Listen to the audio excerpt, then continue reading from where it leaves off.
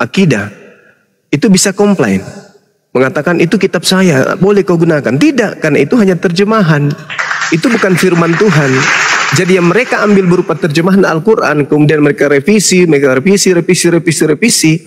itu tak ada hubungannya dengan kita umat Islam, karena yang mereka ambil bukan kitab suci kita. Yang mereka ambil itu adalah terjemahan kitab suci kita. Ya urusannya dia, siapa suruh mau sesat menggunakan terjemah yang tidak jelas asal usulnya, kan gitu. Begitulah yang terjadi.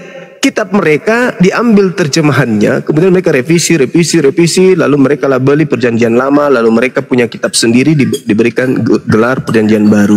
Padahal sebenarnya salam satu Tuhan.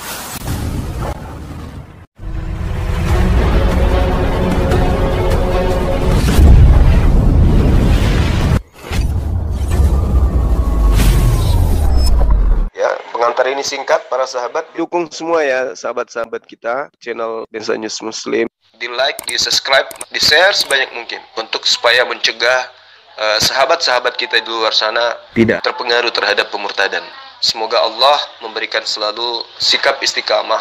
Salam satu Tuhan, Allahu Akbar. Kesempatan kemudian keluar Tuhan kita adalah ilah Abraham, ilah Ishak, ilah Yakub. Kesempatan mereka teriak, kesempatan mereka menggunakan terjemahan yang mereka punya dengan mengatasnamakan nabi-nabi Yahudi. Kesempatan mereka menjual nama Tuhannya Yahudi kemana-mana, karena yang punya kitab asli itu diam, tidak komplain dan seterusnya, tidak. Jadi mereka kesempatan aksi-aksinya, misi-misinya terencana mereka jalankan. Karena orang Yahudi tidak pernah sibuk dengan mereka. Malah yang kita lihat kalau mereka datang ke Israel sana ya diludahin aja. Hanya itu. Ya, mereka hanya butuh air liurnya orang-orang Yahudi. Tapi itu pun stempelnya stempel penghinaan kepada mereka. Jadi tidak ada kemudian urusan praktisi Torah dengan mereka ini. Bahkan kalau kita melihat Talmud nih teman-teman kita yang di Yerusalem itu, orang-orang praktisi Torah itu jijik sama mereka. Itu pasti, dan kita banyak lihat bagaimana di sosmed itu viral ya, praktisi Torah, orang-orang Yahudi itu merasa jijik begitu melihat mereka langsung meludah. Ini kan kasihan. Nah, kesempatan ketika praktisi Torah tidak mengambil pusing dengan mereka, kesempatan mereka kemana-mana menjual tentang Tuhannya Bani Israel berubah menjadi orang, mati untuk nebus orang, dosa-dosa orang-orang barat yang ditebusnya. Karena orang Yahudi dan orang Islam itu tidak ada ajaran menghapus dosa dengan mengorbankan orang lain. Itu nggak ada. Nggak ada. Keturunan Abraham baik dari Nabi Ishak maupun Nabi Ismail hanya diajarkan oleh pencipta langit dan bumi korbanot atau kurban di dalam Islam. Al-Quran surah Al-Hajj ayat 34 mensahkan itu. Imamat 1 nomor 2 mensahkan itu. Nah, hanya agama ini yang lain, yang satu ini korbannya adalah manusia, yang konon adalah Tuhannya sendiri. Nah, mungkin Akhi Billy sudah monitor barangkali. Dan ada juga yang mau kutanyakan sama Bang Billy ini tentang Talmud ini, gimana kedudukannya, kedudukan Talmud bagi orang Yahudi. Karena di Talmud itu Gurunda di Mapet ya, tertulis apa, perjanjian baru punya Kristen yang harus dimusnahkan.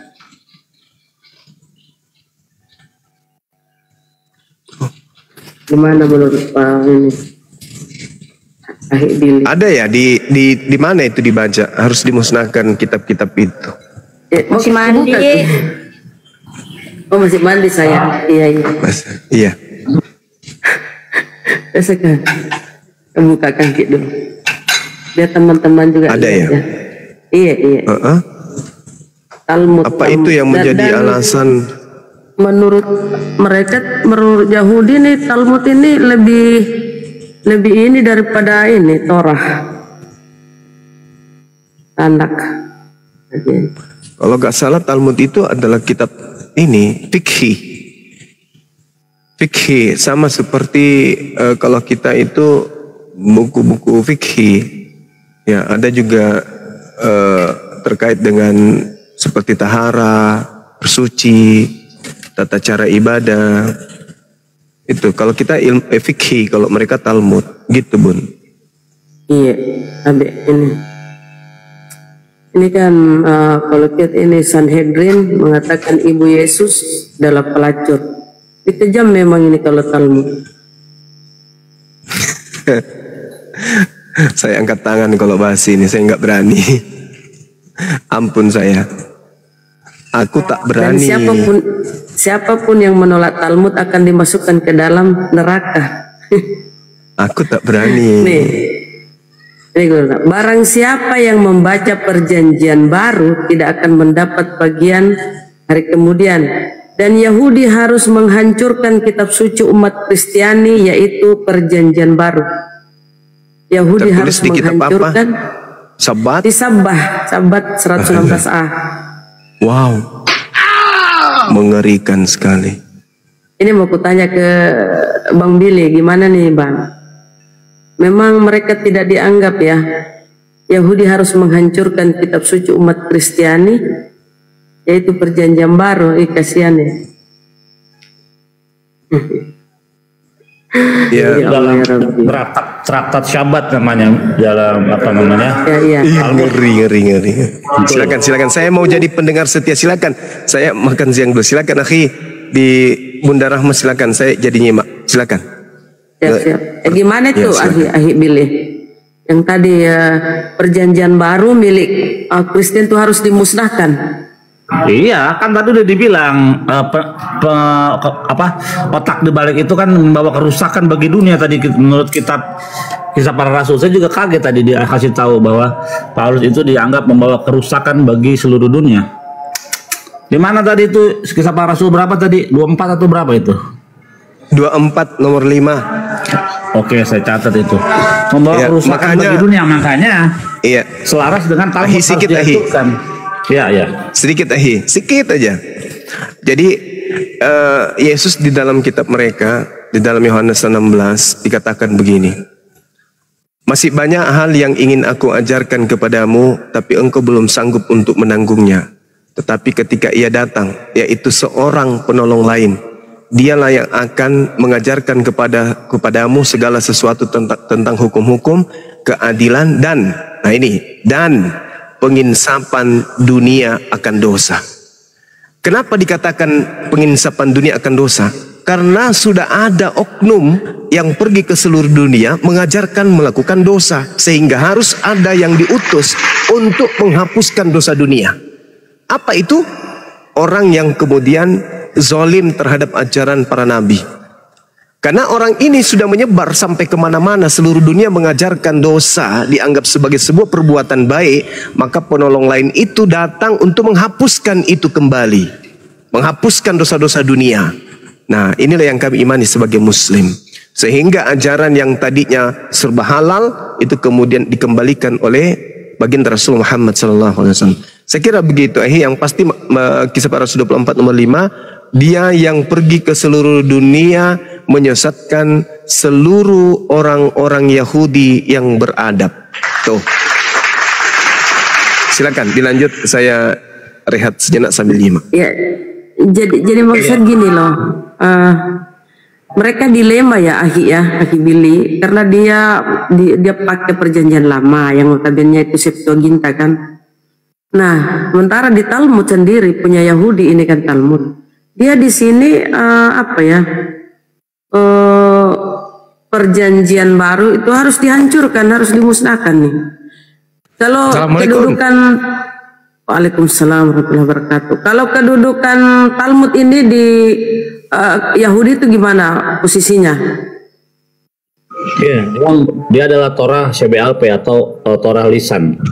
Jadi tanpa Torah lisan kita tidak bisa mengetahui hal-hal yang tersembunyi yang ditunjukkan di dalam Torah, hanya petunjuk atau hints saja di dalam Torah, tapi pelaksanaan detailnya ada di dalam Talmud. Berarti ini sesuatu yang penting ya, Aki? Oh iya, itu kitab suci bagi orang Yahudi. Kitab suci. Dengar itu teman-teman. Jadi benar sekali apa yang kalau kita baca buku sejarah yang ditulis oleh Max Isaac Dimon ya, di dalam buku sejarahnya yang lebih kepada sekular ya, bukan agamawi gitu pandangannya. Jadi melakukan research sejarah bahwa dikatakan bahwa Rabi Gamaliel yang diakui oleh Paulus sebagai rabinya ya, sebenarnya itu adalah musuh daripada Paulus. Kenapa?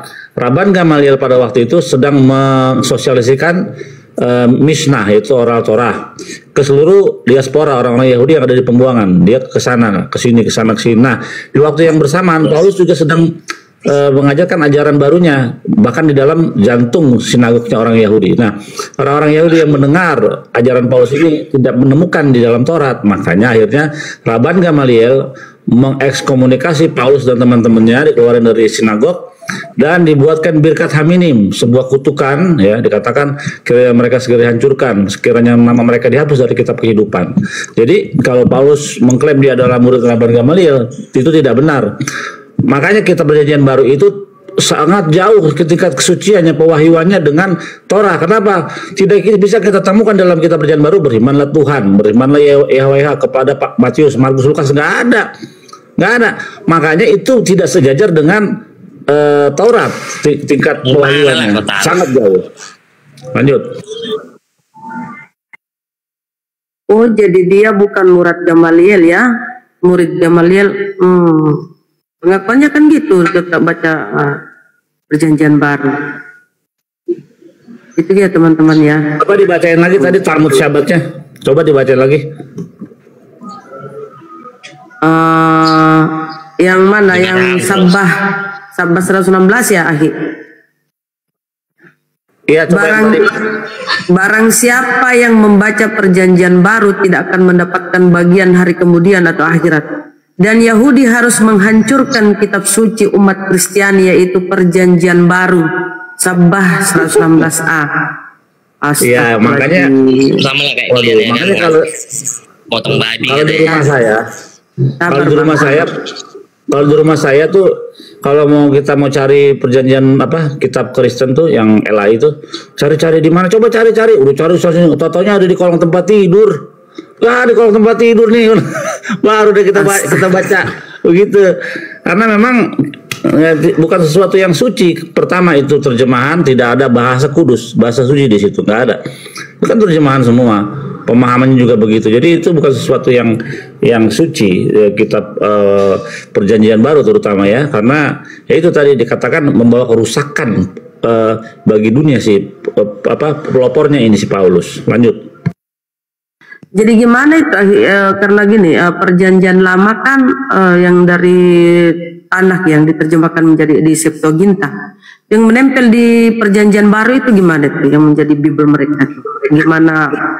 Ya, kita perlu tahu sejarah Septuaginta itu atas tekanan penguasa ya, yang bernama Ptolemy, Raja Alexandria di Mesir, Raja Yunani di Mesir. Nah, dia meminta kepada otoritas Yahudi pada waktu itu, Rabbi Eliezer ya, untuk menerjemahkan Taurat ke dalam bahasa Yunani supaya ditaruh, dipelajari, dibaca di dalam perpustakaannya di Alexandria. Sampai sekarang perpustakaan itu masih ada di Mesir. Nah, 72 rabi dikumpulkan ya untuk menyusun itu, dan ya karena tekanan ya, jadi ya mereka menerjemahkannya selesai. Habis itu tidak pernah dipakai untuk orang Yahudi membaca, atau karena orang Yahudi pasti membaca dalam bahasa Ibrani gitu. Dan dikatakan dalam Talmud ketika Torah diterjemahkan dalam bahasa Yunani itu sama seperti kelamnya atau gelapnya itu sama seperti dosa penyembahan lembu emas, tidak seharusnya boleh begitu. Nah, tapi karena daripada mati ya nggak apa-apa lah gitu. Namanya pikuah nefes, itu boleh. Kalau kita diancam misalnya gini, makan babi nggak kau? Kalau nggak makan aku tembak kau. Ya makan aja nggak apa-apa, karena itu menyelamatkan nyawa kita. Tapi sama. Di Islam juga gitu. Sama. Tapi gini Akhi, Bang Billy, misal sebelum diterjemahkan ke Septuaginta itu orang Yahudi pakai apa ya? Pakai yang aslinya lah, yang aslinya. Kan itu termakan lekang oleh waktu ya. Yang dari itu loh, yang apa sih namanya, perkamen itu kan nggak tahan ya, cuma berapa? Iya betul. Jadi Itu apa? Pakai apa namanya? Misal kalau yang abad 10 kan Mesora, yang abad 3 yang produksi Kristen ini kan Septuaginta. Nah, yang sebelumnya itu apa namanya? Kalau di dalam buku sejarah yang ditulis oleh Timothy McCullough dalam bukunya When God Spoke Greek, ya, itu jelas dikatakan situ. Sebelum itu ada namanya Jewish Hebrew Bible, itu yang jadi prototipe daripada Masoret, itu ada tahun 2 sebelum Masehi, abad kedua sebelum Masehi. 200 tahun ya. Itu yang menjadi cikal bakal daripada Masoret nantinya. Saya ada datanya tuh. Nah, cuman itu memang tidak bisa ditemukan. Bahkan Septuaginta yang sekarang yang dikerjakan oleh 72 rabi-rabi itu tidak ditemukan lagi karena udah nggak survive. Nah, yang ada sekarang Septuaginta yang versi Kristen. Makanya Septuaginta nggak dipakai sama orang Yahudi karena itu berbau Avodazara, berbau Yunani, nggak boleh. Ada satu rabi mengatakan jangan kau mengajarkan anakmu bahasa Yunani, itu nggak boleh karena itu adalah bahasa orang-orang yang orang-orang yang terkutuk dari anak-anak Noah, mereka itu loh. Jadi susah sekali bagi kita untuk mencari sumber Septuaginta yang asli yang dari otoritas Yahudi 72 rabi itu tidak ditemukan lagi. Nah, yang sekarang ada orang Kristen pakai, ya, itu tidak benar. Kenapa? Karena Septuaginta itu cuma 5 kitab Musa. Semua sarjana percaya dan yakin bahwa cuma 5 kitab Musa. Tapi 2 abad setelahnya, ya, 200 tahun setelahnya barulah mereka menyusun yang lain, kitab Mazmur, Yesaya, dalam dikasih label Septuaginta, seakan-akan ini dikerjakan oleh otoritas Yahudi, padahal oleh otoritas Bapak Gereja, begitu.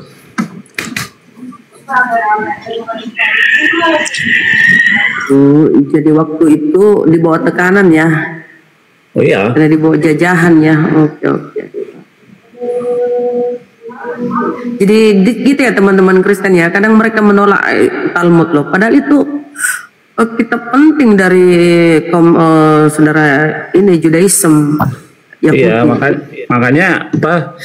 Memang Talmud itu punya buat orang Yahudi saja. Jadi kan dikatakan Hasyet tidak mengikat perjanjian dengan orang-orang Yahudi kecuali dalam hal Torah CBLP, yaitu oral Torahnya. Jadi bangsa lain nggak wajib mempelajari Torah sebagai landasan iman mereka. Itu hanyalah milik kami, rahasia kami untuk mengupas, membuka rahasia-rahasia dalam Torah Shebikta, Torah tertulis. Misalnya di dalam kitab Torah ya, di Keluaran atau di Ulangan ya, tentang 10 pengintai, 10 mata-mata. Di situ ada tertulis ayat berbunyi gini. Kaleb berkata, jangan takut karena Tuhan akan melindungi kita akan mengalahkan mereka. Karena yang melindungi mereka telah meninggalkan mereka. Nah, siapa? Nggak tahu kan? Siapa ini yang melindungi yang melindungi mereka setelah pergi meninggalkan mereka? Siapa itu? Kita nggak tahu, kita cari. Di dalam Torah dijelaskan itu adalah Nabi Ayub.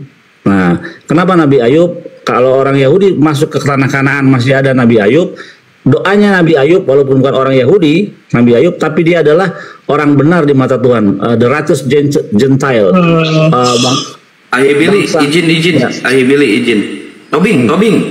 Tobing dari Kristen apa Oten, Tobing? Kadrun bukan? Oten. Oh, dari Oten dia. Dari Oten Bunda Rahmat tuh mungkin si Tobing ini. Sebelum ke Tobing, satu lagi penting. Bentar, Bunda Rahmat mending ke Tobing dulu biar mengalir diskusinya. Nubuatan di perjanjian lama itu katanya untuk Yesus, ya misalnya di Yesaya, apa betul seperti itu, Bang? Kita lihat seorang profesor palsu kan kemarin sudah naik ya di komal saya, kita udah janjian. Seorang profesor palsu mengatakan bahwa ada nama Yesus tertulis dalam kitab Yesaya 43 ayat 11. Begitu kita cek, Kita baca satu persatu nggak ada. Terus dia nuduh saya, loh Anda tidak membacakan kata Yesua di situ. Mana ada Yesua? Di situ adanya Mosia pakai ain. Jadi memang keterbatasan apologet Kristen itu pembatas penghalang mereka ialah bahasa original language, bahasa asli dari kitab itu ditulis. Itu halangan mereka salah satunya. Kalau mereka kembali ke dalam bahasa Ibrani untuk memahami Torah, mereka akan meninggalkan kekristenan dengan segera. Lanjut. Oh, Masya Allah, mantap. Oke, kita ke Tobing. Tobing, apa yang sampaikan Kristen? Oh, Kristen, Tobing. Ya. Oh, siapa? Kristen? Pengikut Yesus. Oke, silakan. Apa yang kau tanggapi itu pernyataan Bang Billy? Kalau kita mengenal Tuhan itu tidak perlu namanya bahasa satu. Semua bahasa itu bisa mengenal Tuhan, itu aja intinya. Itu makanya diterjemahkan ke seluruh bahasa yang ada di dunia ini. Oh iya, akibatnya adalah kalian menganggap ada tiga trinitas, yaitu Roh, Firman dan Bapa. Bapa, Firman dan Roh. Karena kalian menerjemahkan salah di dalam Kejadian 1. Verua Eloi merakhevet alpenihamaim, kalian menerjemahkan dan Roh Allah melayang-layang. Itu udah dua kesalahan. Pertama, Tuhan itu bentuknya roh, jadinya pada Tuhan yang menciptakan roh. Kedua, itu bukanlah ruah, itu artinya bukan roh di situ, tapi angin yang daripada Tuhan, ciptaan Tuhan, begitu. Makanya bagaimana mungkin kalian bisa sampai kepada pengetahuan inti daripada firman Tuhan itu, penyampaian Tuhan itu tanpa original teks yang merujuk kepada maksud Tuhan? Nggak mungkin. Lalu Obatlah kau. Maksud saya gini loh. Kalian izin Akang moderatori dulu ya. Izin sholat Akang. Lanjut.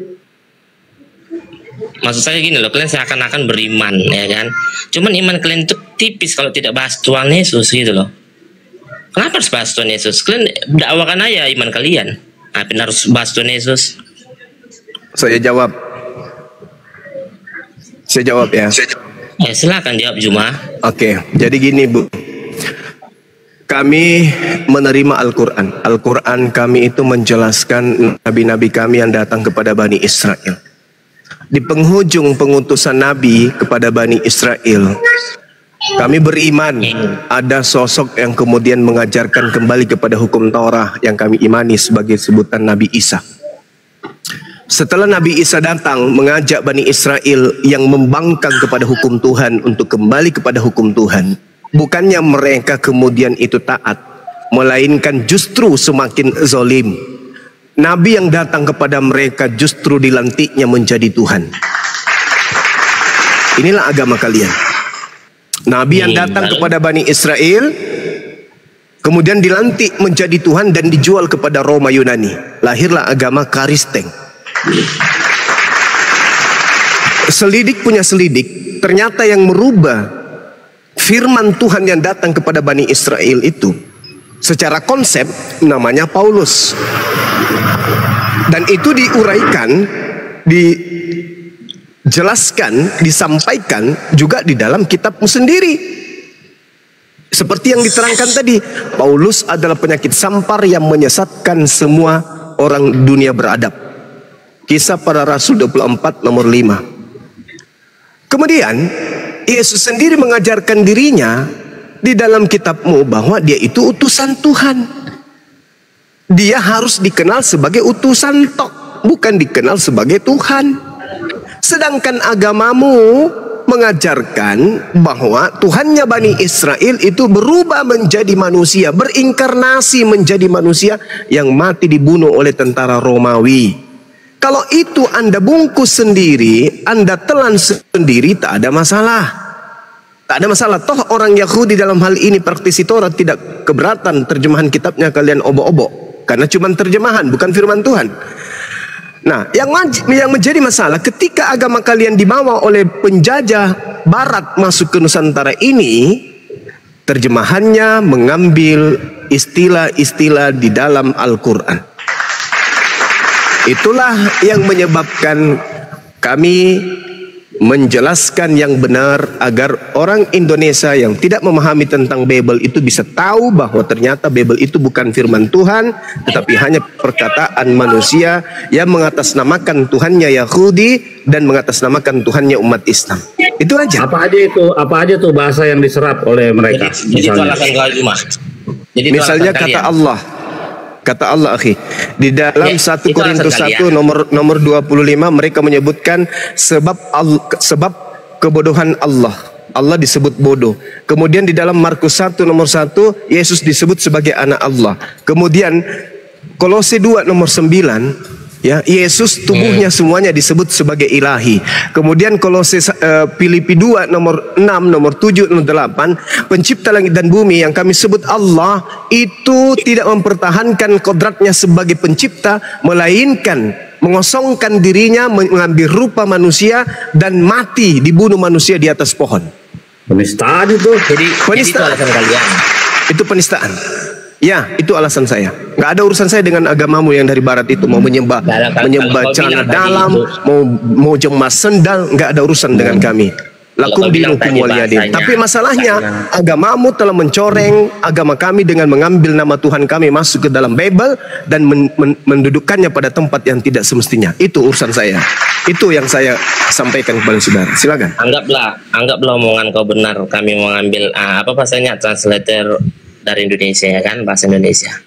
Cuman masalahnya itu bukan bahasa Indonesia. Hei, itu bukan bahasa Indonesia. Allah bukan bahasa Indonesia. Alkitab bukan bahasa Indonesia. Rasul bukan bahasa Indonesia. Iman bukan bahasa Indonesia. Soleh bukan bahasa Indonesia. Khotbah bukan bahasa Indonesia. Pahami itu. Pidato bahasa Indonesia. Khotbah itu bahasa Quran. Paham?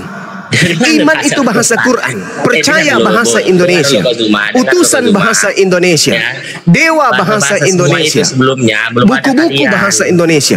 Kenapa harus masuk ke ranah Islam? Yesus di zaman dia, makanya kau gantian dengarkan.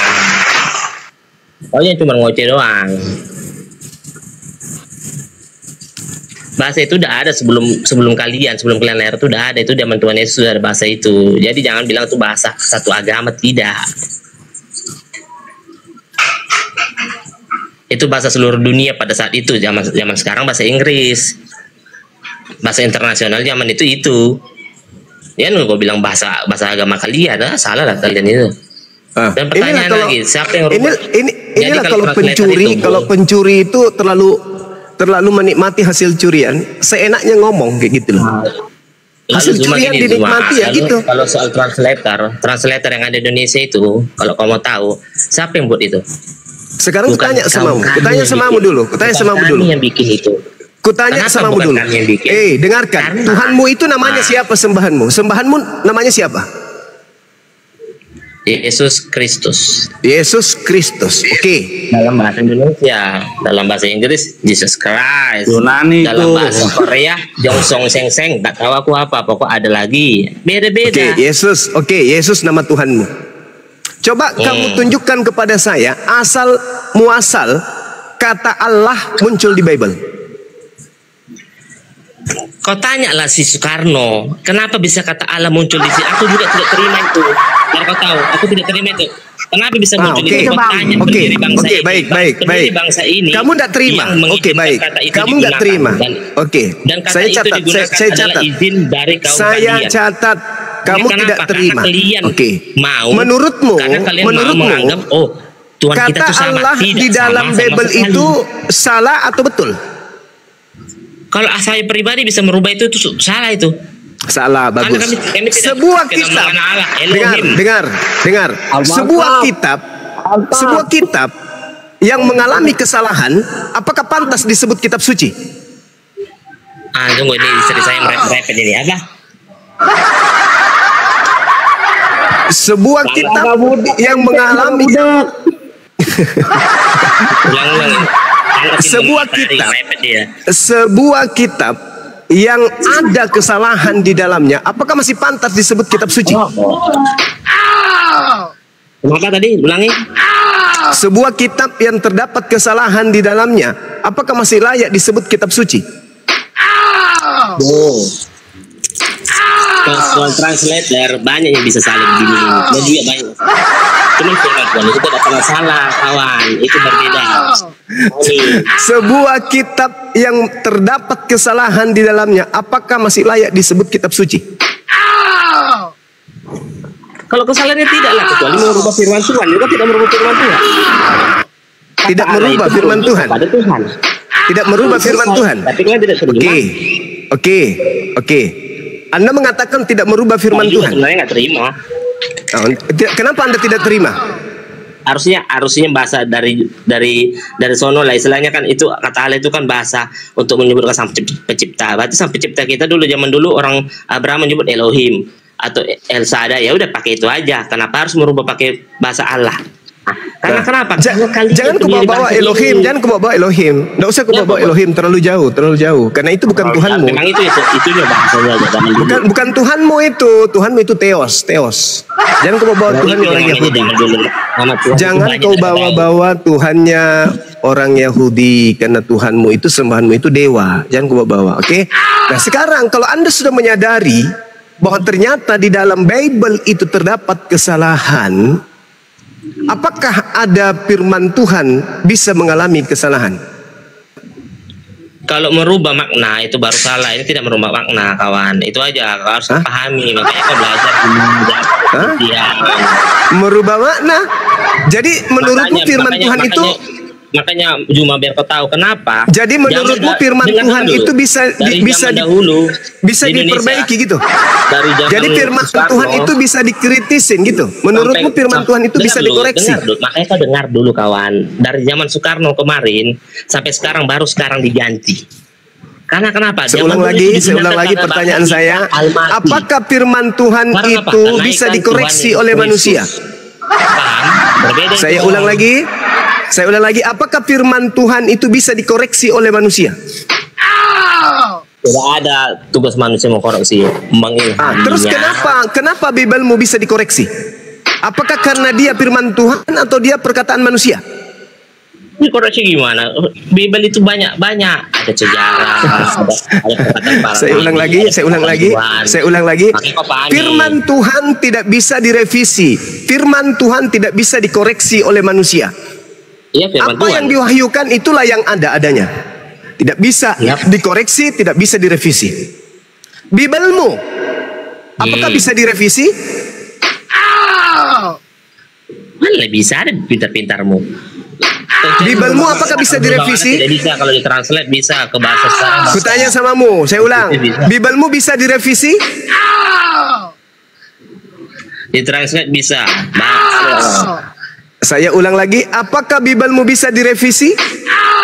Ditranslate bisa. Ya, ini kan sudah ditranslate ke dalam bahasa Indonesia. Setelah dia bahasa Indonesia, apakah bisa direvisi? Apa? Sudah ditranslate dalam bahasa Indonesia. Pertanyaan saya, kitabmu yang bahasa Indonesia itu apakah bisa direvisi? Mengganti kata Allah bisa lah, kenapa enggak? Sedangkan Yesus Kristus saja bisa diganti. Berarti bisa. Berarti bisa kan? Nah, sedangkan pertanyaan saya, apakah firman Tuhan bisa direvisi? Tidak bisa, kawan. Tidak bisa. Kalau begitu, apakah kitabnya orang Kristen di Indonesia ini firman Tuhan? Alkitab itu terdiri dari sejarah, dari Saya ulang lagi. Apakah kitabmu itu firman Tuhan? Sudah saya jelaskan, makanya pahami, kawan. Apakah kitab saudara, dengarkan. Firman Tuhan tidak bisa direvisi, firman Tuhan tidak bisa dikoreksi. Kitabnya orang Kristen di Indonesia bisa direvisi, bisa dikoreksi. Betul? Apa yang kau bilang? Mau saya jelaskan tadi. Kitabmu bisa direvisi, bisa dikoreksi. Firman Tuhan tidak bisa dikoreksi, tidak bisa direvisi. Berarti kitabmu sama dengan bukan firman Tuhan. Dah, selesai. Itu kan tanggapanmu. Loh, firman Tuhan tidak bisa dikoreksi, firman Tuhan tidak bisa direvisi. Firman Tuhan tidak boleh. Sedangkan kitabmu bisa direvisi, bisa dikoreksi. Berarti kitabmu bukan firman Tuhan. Dengarlah dulu kau. Iman kita ini berbeda-beda, ya kan? Iman kau berbeda, imanku berbeda. kenapa kita harus saling menghargai? Pertama itu karena kita sama-sama manusia. Kedua karena kita satu naungan di bendera Indonesia. Itunya. Jadi karena kita adalah satu, maka dari itu maka kau bebas mencuri. Kau Zuma, orang-orang kayak kalian, ya kan? Kalau jadi karena kita merasa, karena kamu merasa kita ini satu, maka kau bebas mencuri isi Al-Quran gitu. Hah? Karena kau merasa kita ini satu bangsa lo, satu nusa lo, satu bahasa lo, maka izinkan kami mencuri isi Quran gitu. Kau sebut aja kitabmu sekarang di dalam Al-Quran Yohanes bab 5 ayat 3. Kau sebut aja kayak gitu. Di dalam Al-Quran Matius bab 7 nomor 5. Kau sebut aja kayak gitu biar kau puas mencuri. Biar ambil semua itu istilah Al-Quran, ambil. Kalau perlu gerejamu kau ganti namanya. Ini adalah gereja Yohanes. Enggak, kau ganti aja Masjid Yohanes, Masjid Pantekosta. Kau apa pakai sepuasmu aja supaya kau bisa mendapatkan banyak jemaat. Kau jalankan semua aksi-aksi tipu-tipumu itu. Kau jalankan. Kau sebut saja kitabmu. Nanti kau cetak 2025 telah terbit Al-Quran Markus, telah terbit Al-Quran Matius, telah terbit Al-Quran Galatia. Kau puaskan dirimu. Kau puaskan biar kau bisa bawa banyak orang masuk ke neraka bersamamu. Karena iblis itu cara kerjanya, cara menyesatkan iblis itu adalah suka kamuflase, suka yang palsu-palsu, suka menipu, suka mengelabui, suka berdusta, suka kelicikan. Itu yang disebut iblis. Sedangkan Anda sudah mengakui bahwa kitabmu bukan Al-Quran, tapi kenapa namanya Alkitab? Tuhanmu bukan Tuhannya umat Islam, tapi kenapa kau sembah juga Allah? Nabi Muhammad bukan Rasulmu, tapi kenapa kau ambil kata Rasul untuk Paulus? Jadi kau gunakan semua yang kau tolak, kau gunakan semua yang kau ingkari untuk semata-mata menyesatkan umat Islam.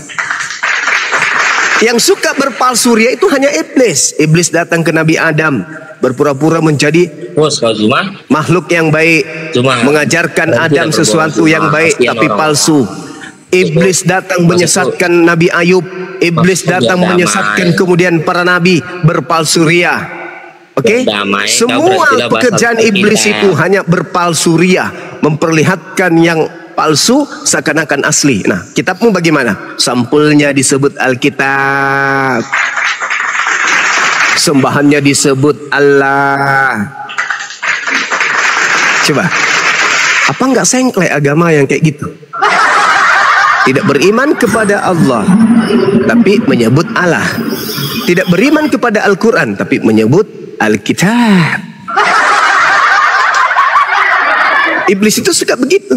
Pasang perangkap untuk menjaring orang masuk neraka. Kenapa agamamu tidak menggunakan jati dirinya sendiri? Kenapa? Kenapa enggak pakai aslinya saja kitabmu? Septuaginta, kenapa?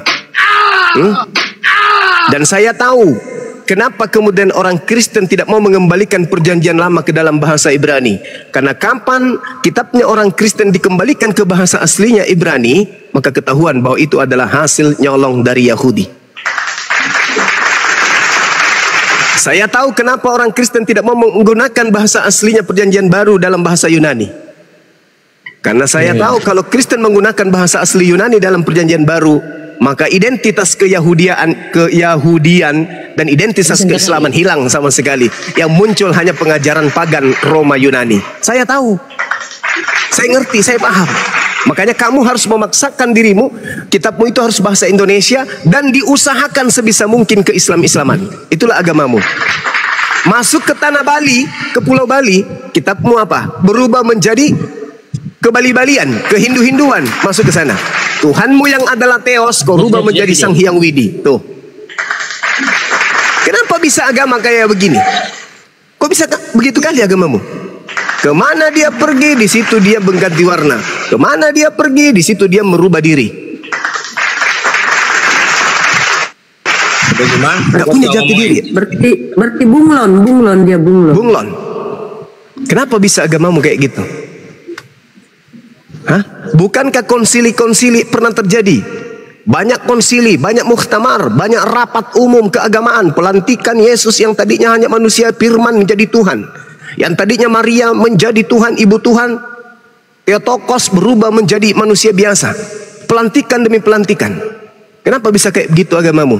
Meninggalkan hasil pelantikannya, merubah diri seperti yang diamanatkan Paulus dalam 1 Korintus 9 nomor 20:21. Kepada orang Yahudi aku mengaku Yahudi supaya aku bisa memenangkan banyak orang Yahudi. Kepada orang Yunani aku mengaku sebagai orang Yunani supaya aku banyak memenangkan orang Yunani. Kepada orang yang penganut Taurat aku seakan-akan menganut Taurat meskipun saya tidak taat kepada Taurat supaya saya kemudian memenangkan banyak penganut Taurat. Lah enggak, itu dalil dalam kitab bubong. Itu dalil. Coba kau baca 1 Korintus 9 nomor 20-21. Kepada orang yang menganut agama penganut Taurat, saya berlaku seperti seakan-akan aku ini taat Taurat, meskipun aku ini tidak taat Taurat, supaya aku banyak memenangkan orang-orang yang taat kepada Taurat. Filipi 3 nomor 18. Yesus diberitakan baik dengan maksud mengelabui, menipu, berpura-pura maupun dengan maksud yang jujur. Aku Paulus tetap bersuka cita. Jadi memang ada tata cara yang kalian lakukan sebagai teladan dari Paulus. Yesus baik diberitakan dengan cara mengelabui, menipu, membohongi, atau dengan maksud jujur. Aku Paulus tetap bersuka cita. Memang begitu agamamu. Aku mengutus engkau cerdik seperti ular, jinak seperti merpati. Itu amanat di agamamu. Itu perintah di agamamu. Memang kamu itu wajib untuk kemudian merubah warna sebagaimana kemana kamu pergi. Kalau ke orang Yahudi, kamu nyembah Hasem. Kalau ke Islam, kau nyembah Allah. Kalau kau ke Hindu kembali, kau nyembah Sang Hyang Widi. Apa ini? Agama apa ini? Agama apa agamamu ini? Dari mana agamamu ini? Dan siapa Nabi yang mengajarkan seperti itu? Nabi apa yang mengajarkan kalian kayak gitu? Coba. Nabi Musa, kaumnya, umatnya sampai hari ini mempertahankan kitab mereka dalam bahasa Ibrani, bahasa suci. Nabi Muhammad, umatnya mempertahankan bahasa suci, yaitu bahasa Quran, bahasa Arab. Agama siapa? Nabi mana yang mendirikan agamamu dengan kitab bahasa Yunani itu? Kenapa kalian tidak pertahankan bahasa Yunani? Siapa nama nabimu? Hei, yang menerima wahyu dari pencipta langit dan bumi dalam bahasa Yunani itu siapa? Kalau di kami Nabi Musa bahasa Ibrani, Nabi Muhammad bahasa Arab. Nah, yang menerima firman bahasa Yunani dari Tuhan itu siapa? Nabi siapa namanya? Nabi Luga. Siapa nama nabimu yang menerima firman dalam bahasa Yunani? Siapa? Woi, siapa nama nabi yang bahasa Alkitab? Siap, itu Alkitab lagi kan? Lebih fasih mulutmu mengucapkan kata Alkitab daripada Biblos. Kau tinggalkan kitabmu sendiri, nyebut namanya kitabnya umat Islam. Yang disebut Alkitab itu ada 4. Yang pertama Torah, yang kedua Mazmur atau Zabur, yang ketiga adalah Injil, yang keempat adalah Al-Quran. Biblos, surah-surah Paulus itu bukan Alkitab, tapi Tabiblos, Tabiblia. Kenapa sih? Hei, agamamu gitu kali. Hei, kenapa agamamu kayak gitu kali? Hei, kenapa agamamu gitu kali? Banyak kasihkan duit memang udahlah. Agamamu kenapa gitu kali? Tuhan kau palsukan, kitab kau palsukan. Kenapa kayak gitu kali? Keluaran 20 nomor 3. Jangan ada ilah lain di hadapanku. Kristen tiba-tiba muncul. Inilah Tuhan kita, Yesus Kristus anak Maria. Kenapa kok bikin ilah baru? Tidak cukup itu Tuhannya Bani Israel, membuktikan ketuhanannya. Laut terbelah, bla bla bla bla bla. Nggak cukup itu. Bukti keberadaan Tuhan pencipta. Nggak cukup. Sampai kau harus menciptakan manusia, Tuhan menjadi manusia juga. Hah? Gak puas dengan Tuhan yang sudah menciptakan alam begini sempurna. Sampai-sampai kau masih kekurangan Tuhan. Pakai Tuhan cadangan dari bentuk manusia. Ada lagi Tuhan cadangan berbentuk burung merpati. Gak puas kalian. Dengan satu Tuhan kalian gak puas. Iya. Karena perintah Tuhan gak cukup. Tidak cukupkah dengan Tuhannya Abraham saja? Tidakkah cukup dengan Tuhannya Abraham saja kita sembah, pencipta langit dan bumi? Tuhan yang maha suci lagi maha tinggi itu apa nggak cukup? Kenapa kamu harus menjadikan anak orang jadi Tuhan juga? Hei, Burung merpati pun kau bawa-bawa jadi Tuhan. Kalian ini kenapa sih? Tuhan sudah memberikan bukti, alam semesta ini bukti keberadaan Tuhan. Bukan cuma segitu, Tuhan yang maha suci mengutus para nabi-nabinya. Ada Nabi Abraham, ada Nabi Musa, ada Nabi Daud, Salomo. Terus nggak cukup itu rupanya. Kalau begitu ngapain kau batasi Tuhanmu 3? Di dalam Wahyu 5 nomor 6 ada 7 Tuhannya Kristen yang diutus ke bumi. Lu mau apa? Wahyu 5 nomor 7. Wahyu 5 nomor 6. Inilah ke-7 Tuhan Kristen yang diutus ke bumi.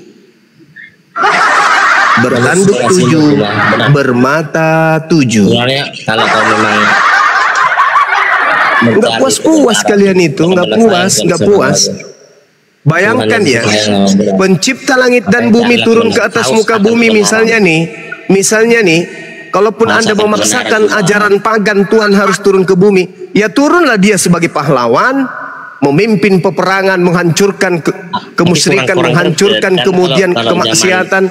Iya kan?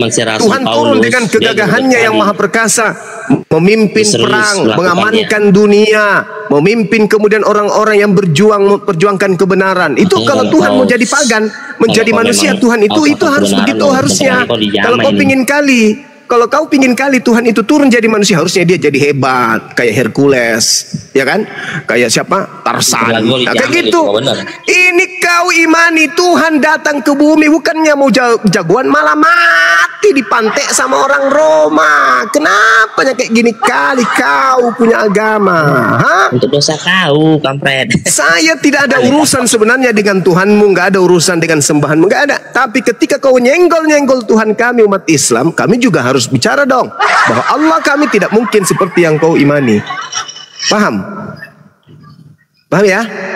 Saudara Tobing ya? Nah, jadi kau pelajari itu Keluaran 23, jangan ada Tuhan lain di hadapanku. Terus kenapa Kristen membentuk Tuhan baru dari yang keluar dari rahimnya manusia? Silakan.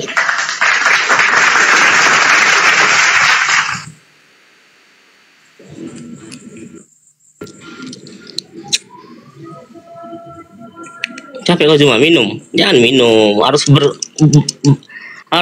menggebu-gebu kalau menyembah Tuhan. Selesaikan tugasmu. Jangan ada Tuhan lain di hadapanku. Kenapa Kristen nongol kemudian membuat Tuhan baru dalam bentuk manusia dan burung merpati? Itu selesaikan itu. Untuk menebus dosamu, cuma dosamu itu tak ada ampunannya. Tuhan mengatakan di dalam Imamat 1 nomor 2, katakan kepada orang Israel, apabila mereka hendak mempersembahkan persembahan kepada Tuhan, hendaklah mereka mempersembahkan hewan ternak, yaitu domba, lembu, sapi, kambing. Tuh, ada Tuhan mengatakan hendaklah kalian mempersembahkan anak orang. Itu sudah dilakukan zaman dahulu, tapi manusia masih bebal. Enggak ada. Menurut kitabmu Yohanes 11 nomor 45 sampai nomor 55. Menurut kitabmu orang-orang Yahudi menyerahkan Yesus untuk disalib bukan karena dosa, tetapi menyerahkan Yesus untuk disalib karena orang-orang Yahudi pada saat itu takut bangsanya dan tempat sucinya dirampas oleh orang Romawi. Baca Yohanes 11 nomor 45 sampai nomor 56. Untuk itulah Yesus mati agar kita bisa tidak diambil bangsa kita. Yesus harus mati agar bangsa kita tidak dirampas oleh Romawi. Tuh. Yesus harus kita serahkan supaya orang-orang Roma tidak datang merampas tempat suci kita dan merampas bangsa kita. Ahli Taurat berkumpul, orang Farisi berkumpul, mahkamah agama berkumpul, ya. Siapa lagi? Imam-imam kepala berkumpul. Mereka rapat. Hasil rapatnya adalah Yesus harus kita bunuh. Kalau tidak, maka orang Roma akan datang merampas tempat suci kita dan merampas bangsa kita. Maka mulai hari itu mereka bersepakat membunuh Yesus. Tak ada dosa waris, tak ada. Karena ketakutan mereka bangsanya dirampas oleh orang Roma, maka dia bersepakat kita bunuh Yesus. Kalau kita tidak bunuh Yesus, bahaya ini. Karena semakin hari semakin banyak orang yang percaya kepada Yesus. Kalau ini kita biarkan, maka orang Roma akan datang merampas tempat suci kita dan merampas bangsa kita. Mulai hari itu, imam kepala bernama Kayafas bernubuat tahun itu juga bahwa Yesus harus mati untuk bangsa Israel saja, bukan untuk bangsa Indonesia.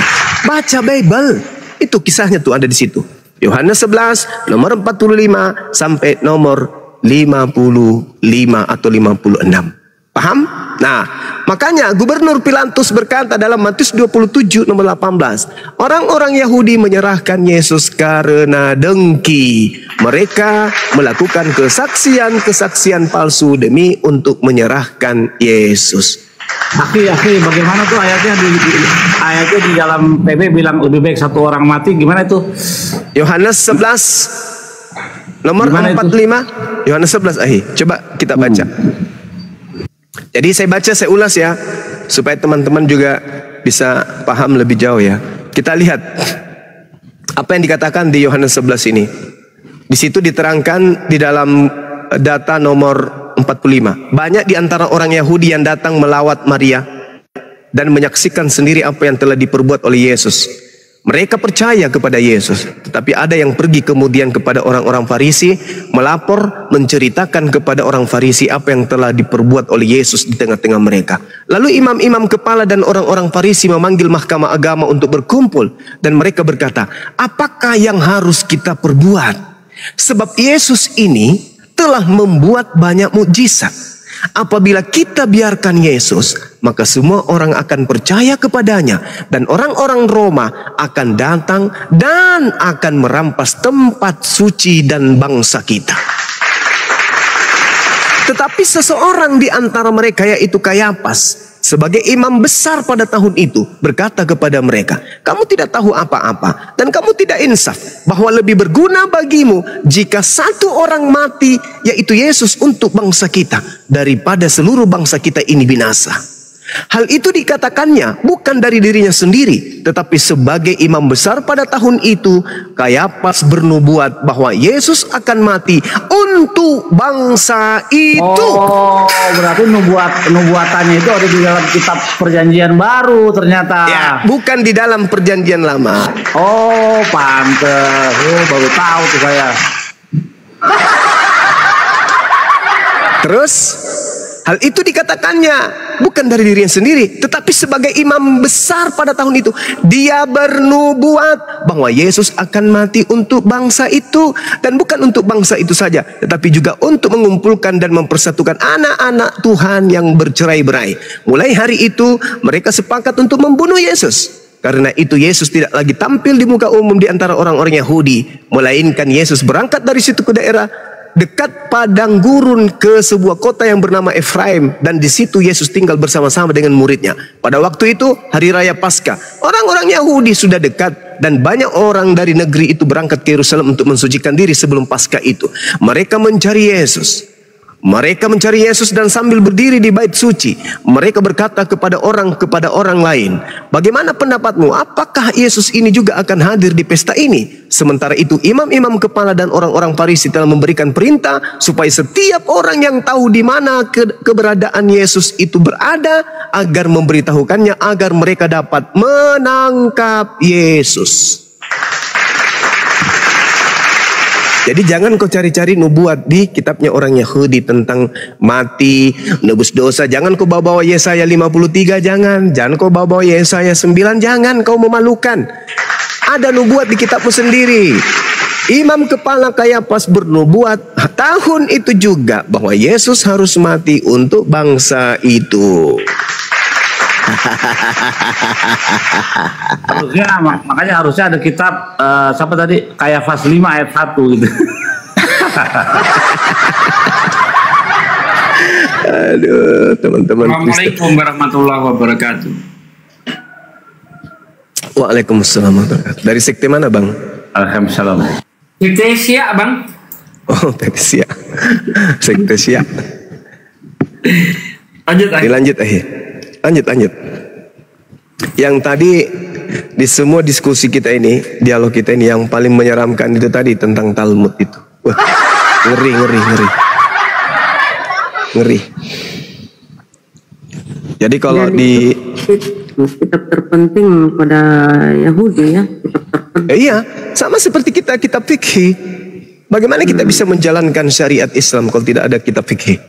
Bagaimana kita mau sholat? Bagaimana kita mau wudhu? Bagaimana kita mau haji? Bagaimana kita puasa? Bagaimana kita mandi tahir kalau tidak ada kitab fikih? Nah sama, Talmud juga itu adalah fikihnya saudara Yahudi.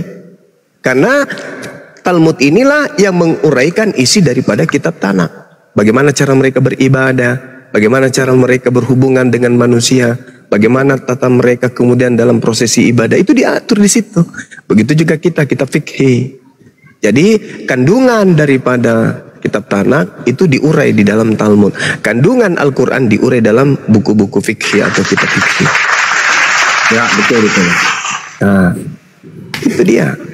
Itu di bawah, boleh kita kasih dulu jawaban di bawah. Urus agamamu deh. Nih kenapa? Tapi saya belum cukur rambut ini, nanti tanggal 5 baru cukur rambut, tanggal 25 Desember. Jadi tanggal 25 saya mau cukur rambut nih. Karena udah cukur gondrong. Iya, nanti tanggal 25 Desember. Nanti aku dilaporin bilang begitu Bang Billy. Ya enggak lah, cukur tanggal 25 Desember kan boleh.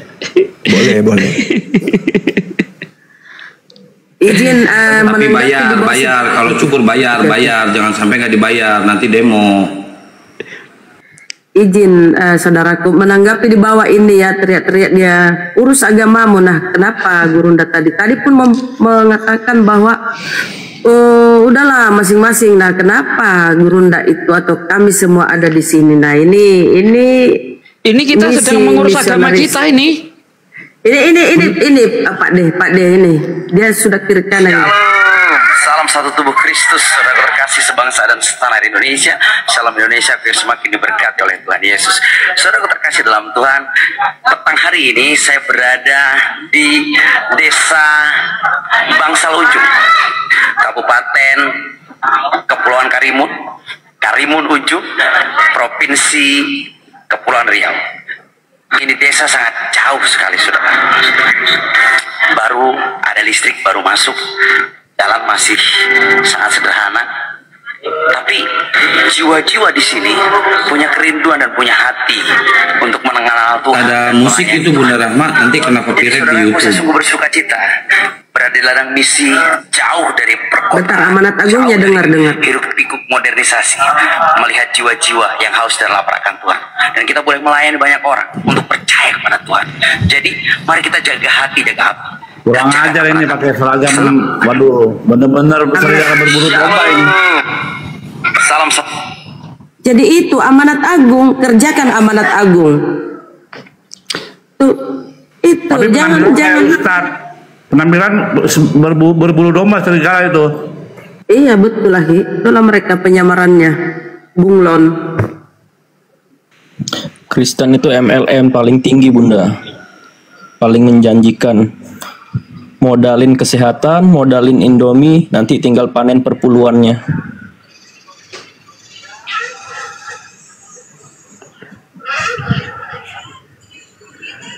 Ya seperti Risuli Lubis sendiri kan mengatakan kita diperintahkan oleh firman Tuhan. Kita harus cerdik seperti ular, tulus seperti merpati. Kita harus seperti domba di tengah kawanan serigala. Berbuat cerdik seperti ular, tulus seperti merpati. Kan begitu. Padahal kan ular itu adalah lambang iblis. Ya? Memang orang Kristen ya diperintahkan untuk seperti iblis. Mereka bagaimana mengelabui itu tadi, seperti yang dikatakan Akhi Jumah di dalam Matius 10 ayat 16, lihat aku mengutus kamu seperti domba di tengah kawanan serigala, berbuatlah cerdik seperti ular, tulus seperti merpati. Nah, ular itu lambang iblis dalam Bible. Berarti orang Kristen itu disuruh licik sebagaimana iblis kan? Ini ada Kristennya enggak nih?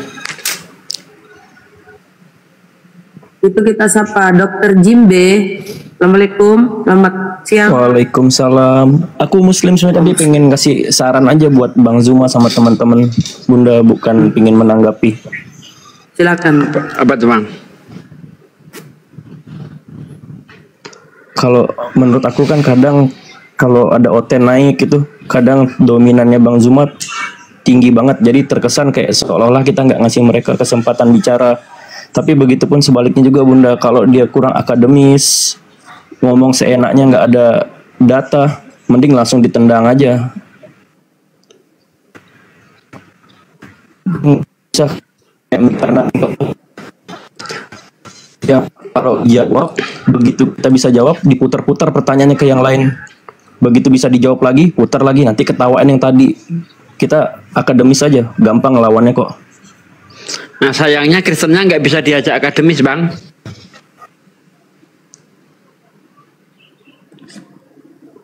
Dan jarang begini ya saudara, ketemu Kristen akademis itu.